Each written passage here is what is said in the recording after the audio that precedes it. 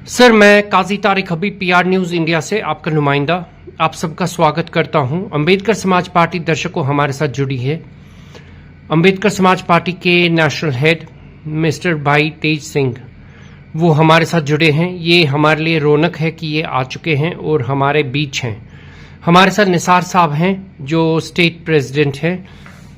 हमारे साथ रविंदर जी हैं जो वाइस प्रेसिडेंट स्टेट हैं और याकूब दोनों साहब जो जनरल सेक्रेटरी अंबेडकर समाज पार्टी है। भाई और बहनों, हम क्यों ना कुछ बात करें, कुछ मुद्दों के बारे में बात करें। सर, आपका खैर मकदम मैं करता हूं इस प्रोग्राम में। सर, मैं रिक्वेस्ट करना चाहता हूं आपसे, जो अनएम्प्लॉयड यूथ है, अनएम्प्लॉयड यूथ के बारे में क्या स्ट्रेटेजी है अंबेडकर समाज पार्टी की? देखिए, अंबेडकर समाज पार्टी का क्लियर कट व्यू है कि अगर हम सत्ता में आते हैं, अगर हम पावर में आते हैं, हुकूमत कायम करते हैं, हमें मौका मिलता है, तो हमारा ये विचार है कि हम हर घर से एक शख्स को नौकरी देंगे।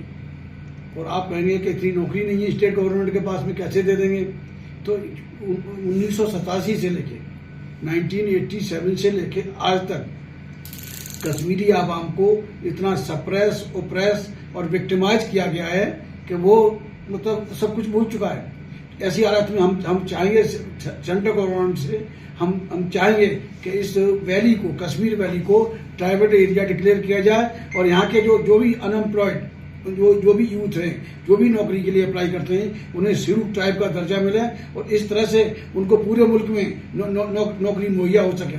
और स्टेट गवर्नमेंट का फर्ज होगा कि स्पेशल ड्राइव चलाकर चाहे सेंट्रल गवर्नमेंट हो चाहे स्टेट गवर्नमेंट हो, स्पेशल ड्राइव चलाकर यहाँ कश्मीरी यूथ को नौकरी दी जाए, जिससे कि जो यूथ में जो फ्रस्ट्रेशन की वजह से जो ड्रग्स की तरफ जा रहे हैं, जो सुसाइड कर रहे हैं, उनको उससे रोका जा सके। एजुकेटेड यूथ को जब एम्प्लॉयमेंट मिलेगा और शेड्यूल्ड ट्राइब का दर्जा मिलने के बाद में पूरे मुल्क में मिलेगा, तो मैं समझता हूं कि अनएम्प्लॉयमेंट की प्रॉब्लम हल होगी। और ये हल होगी तो सिर्फ अंबेडकर समाज पार्टी की जानिब से होगी। अंबेडकर समाज पार्टी को दर्द है, उन्हें एहसास है कि हमारा यूथ को किस तरह से स्पॉइल किया जा रहा है पढ़ाई लिखाई करने के बाद में, और पूरे देश में उन्हें टेररिस्ट ब्रांड किया जा रहा है, यूनिवर्सिटियां बंद की जा रही हैं और उनकी एंट्री बंद की जा रही है। तो ये सब देखिए, ये बड़ा मसला है और हम इस इशू को प्रेसिडेंट ऑफ इंडिया से भी हम इसको, ये इशू है कश्मीर के जो अहम इशू हैं, इनमें अनएम्प्लॉयमेंट शामिल है और टूरिज्म का जो मामला है वो भी तय किया है। लॉ एंड ऑर्डर का है, पीस, हमें यहाँ के ये पीस की बहाली होनी चाहिए। ये सेंट्रल गवर्नमेंट का काम है, क्योंकि सेंट्रल गवर्नमेंट के पास में यूटी बनने के बाद उनके पास सारा लॉ एंड ऑर्डर का उन्हीं के हाथ में चला जाता है, पुलिस प्रशासन उनके हाथ में होता है।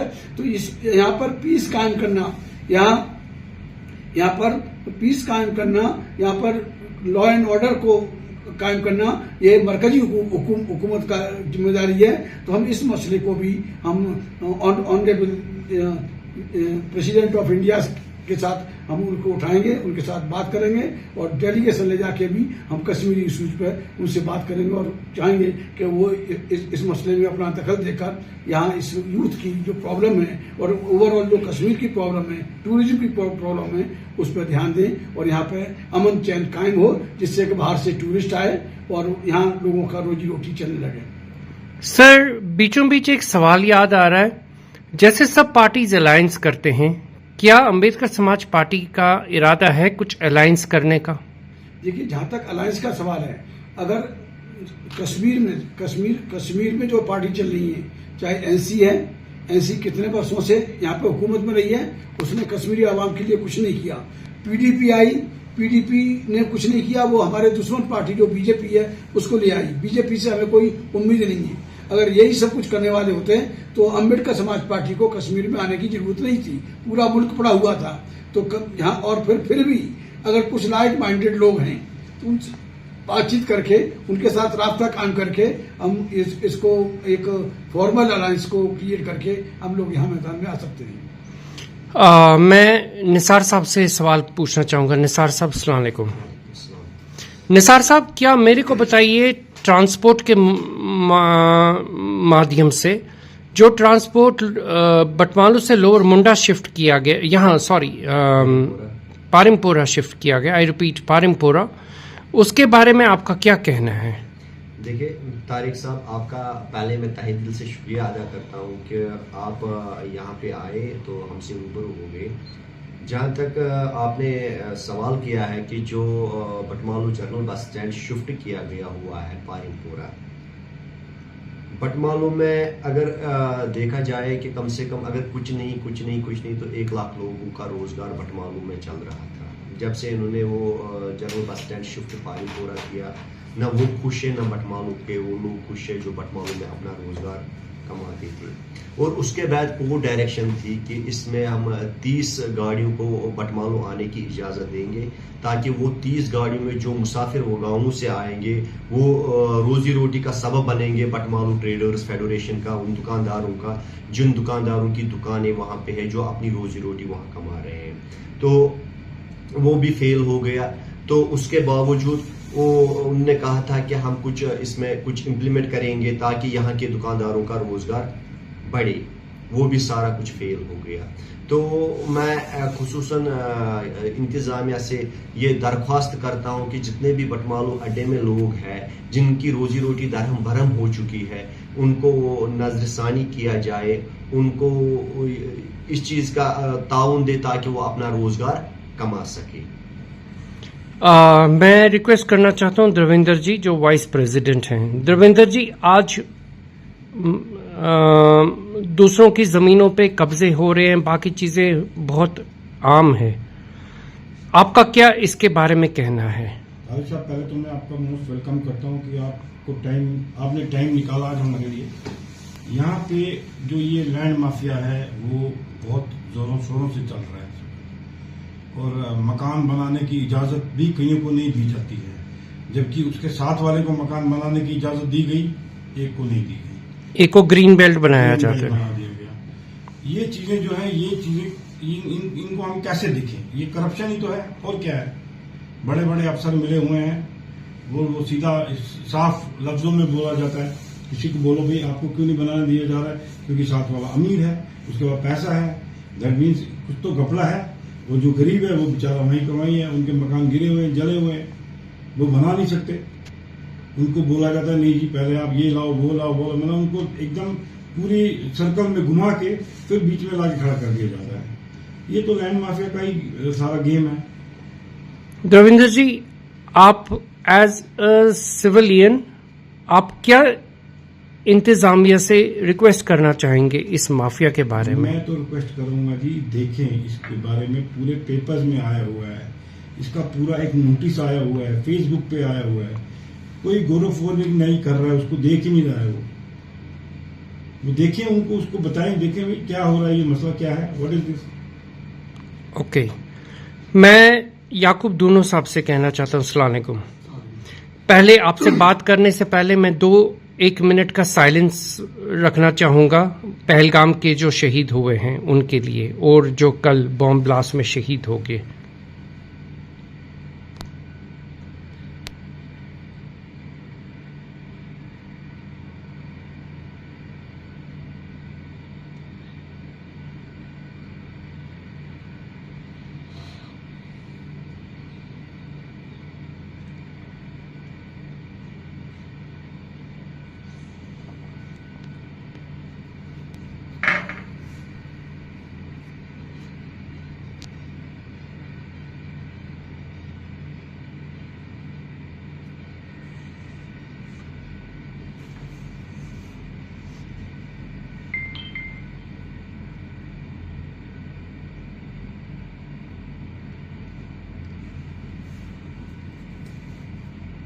जी याकूब साहब, मैं आपकी तरफ तवज्जो लेना चाहता हूं।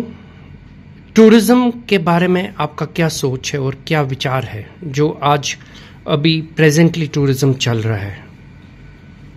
सबसे पहले पीआर न्यूज का बहुत बहुत शुक्रिया। जब भी हमारा कोई भी ऐसा मुद्दा होता है जो हम उजागर करना चाहते हैं। और आज तक ये रिकॉर्ड है कि पीआर न्यूज़ हमारे साथ शाला बशाला उसमें शरीक रहे हैं।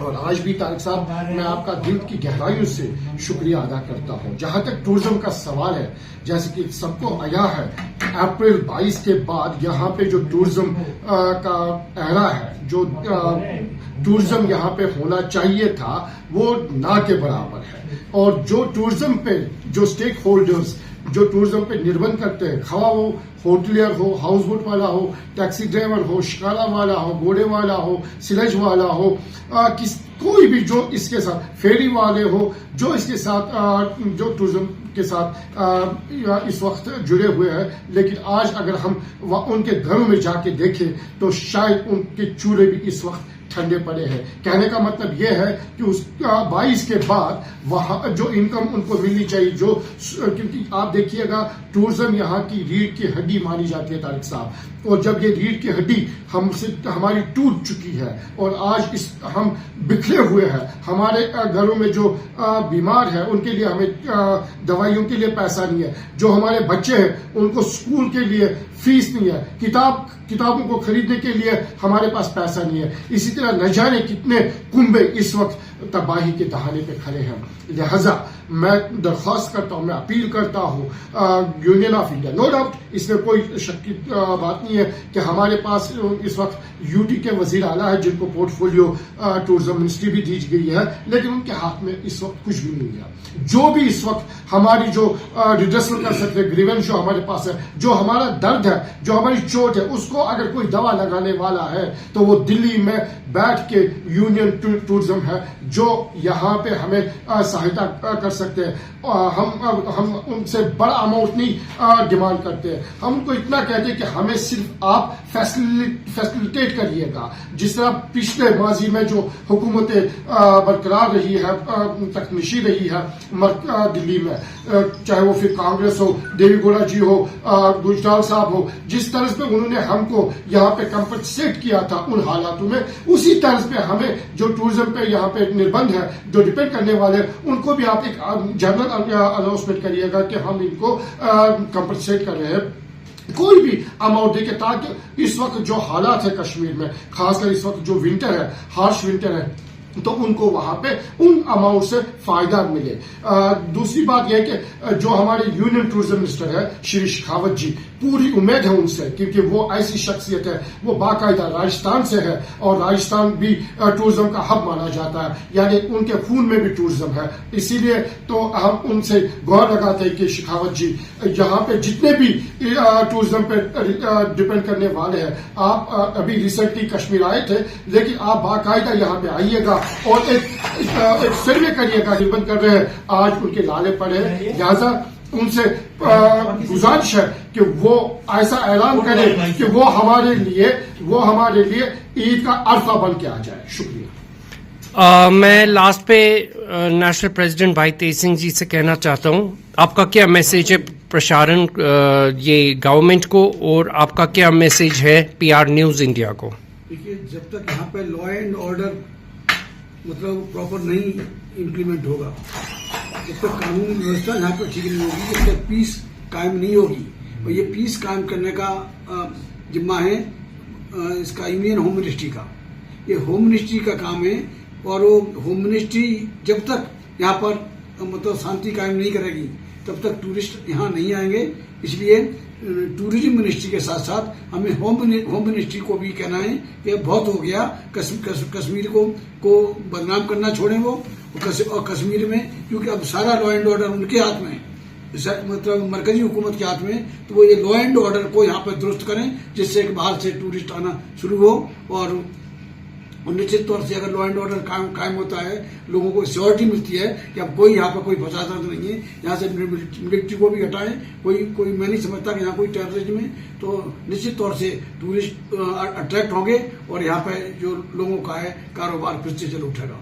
सर, पीआर न्यूज के लिए क्या मैसेज है आप सबका? पीआर न्यूज का हम तहे दिल से शुक्रिया करते हैं कि उन्होंने हमारी हर कदम कदम पर हमारे लिए काम किया है, हमारी बात को आवाम तक पहुंचाया है और जिस बेहतरी के साथ में पीआर न्यूज ने हमारी बात को कश्मीरी आवाम तक पहुंचाया है या मुल्क में पहुंचाया है, शायद इतना किसी और ने नहीं किया। हम बहुत बहुत पीआर न्यूज के शुक्रगुजार हैं। आखिर में मैं अपनी बात रखना चाहता हूँ तारिक साहब। याकूब साहब आप कुछ कह रहे थे तो बीच में राबता कट गया था। तारिक साहब, जैसे कि अम्बेडकर समाज पार्टी का नारा ही है कि हर मजलूम हमारा है, इसलिए मैं दरख्वास्त करता हूं उन जम्मू कश्मीर की आवाम से, जनता से, कि वो अपने आप को अकेला न समझे, क्योंकि अम्बेडकर समाज पार्टी जो है वो उनके साथ शाला बशाला खड़ी है और वो हमारे जो मजलूम है वो ये ना समझे कि वो तने तने है। हम उनकी आवाज बन के मैदान में खड़े होंगे और आप हमें मौका दीजिएगा, हम आपको इसका प्रैक्टिकल दिखाएंगे कि हम उनके लिए मैदान में खड़े हैं और उनकी आवाज बन के अवामी हुकूमत को उनका हक दिला देंगे। यही मेरा कहना है। Thank you. निसार साहब, आप कुछ कहना चाहते हैं? देखिए तारिक साहब, अभी आपने जिक्र किया था, इससे पहले जो सवाल आपने मुझसे कहा था, तो उसके साथ साथ में जो हमारे टैक्सी ड्राइवर हजरात है या उन मालिकान है जो ऑनर्स है टैक्सी एसोसिएशन के, वो काफ़ी ज़्यादा खौफजदा भी है, क्योंकि जब से पहलगाम सानिया हुआ है तब से उनकी जो रोजी रोटी है बिल्कुल दरहम हो गई है। तो मैं गुजारिश करना चाहता हूँ मौजूदा सरकार से कि एक सरकार बनाने के पीछे ये टैक्सी ड्राइवरों का काफ़ी अहम रोल होता है। जब इलेक्शन का टाइम आता है तो कैंपेनिंग के लिए उन गाड़ियों को हायर किया जाता है और आज तक उनके पैसे अभी तक वागुजार नहीं किए गए हैं। तो मैं चाहता हूं कि मौजूदा सरकार इस चीज़ को ज़िम्मे में लाए और उन टैक्सी ड्राइवरों के जो भी मतलब उनके हक हुकूक है उनको वो अदा किया जाए। अगर ये काम कोई आम इंसान करता तो उसको 420 का FIR काटता, लेकिन जब हमारी मौजूदा सरकार ही लोगों का हक खाने पे तुली है तो आम इंसान को क्या गिला शिकवा हम करेंगे। और ये पैसा उन्हीं लोगों का रोका गया है जिनको पहलगाम सानिया के बाद मुसाफिरों की जिंदगी बसर करनी पड़ी, जिनका EVM गाड़ियों का नहीं EMI नहीं भर पाए और जो अपने बच्चों के स्कूल का फीस नहीं भर पाए। तो मैं मौजूदा सरकार से मोतबाना गुजारिश करता हूं कि जो पैसा उन ड्राइवर हजरात का है जो इलेक्शन कैंपेनिंग में वो उनने अपनी गाड़ियां दी है, उनका पैसा जल्द से जल्द वागुजार किया जाए। मैं लास्ट पे नाजरीन रिक्वेस्ट करना चाहता हूं आप सबसे, काजी तारिक हबीब PR न्यूज इंडिया के माध्यम से, अम्बेडकर समाज पार्टी एक वो CD है जिससे आप लोग आगे चलेंगे और अपने मुद्दे पूरे करेंगे। मैं एक बात और कहना चाहता हूँ, अम्बेडकर समाज पार्टी का नारा ही है तारिक साहब, बाहर निकलो मकानों से, जंग लड़ो बेईमानों से। अम्बेडकर समाज पार्टी का नारा है हर मजलूम हमारा है। शुक्रिया।